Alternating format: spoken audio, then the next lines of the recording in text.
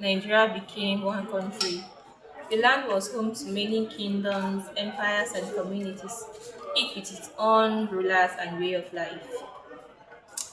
In the north, the powerful Sokoto Caliphate controlled a large territory through a network of emirates.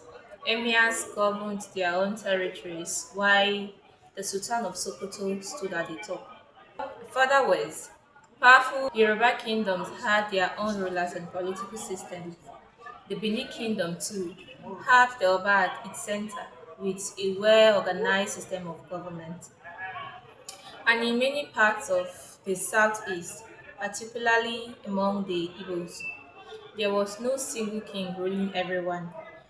Villages and communities made decisions through council of elders, titled men, and other local institutions.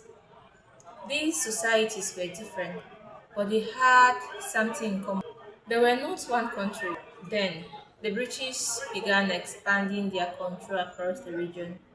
By 1900, they had created two major administrations, the Northern Protectorate and the Southern Protectorate.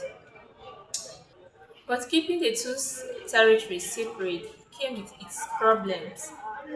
The Northern administration was costing the British more money than it was generating, while the Southern administration was bringing in more revenue. For the British, this raised an important question. Was there a better and cheaper way to run these two separate territories? Then, by 1912, the man placed in a position that answered that question was Frederick Lord Lugard, who became Governor General of both Northern and the Southern Protectorate. Lugard began pushing for the two administrations to be joined together. But joining them would not be as simple as drawing a line on the map.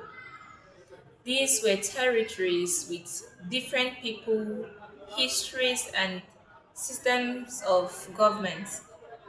So, why did Lord Lugard want them united?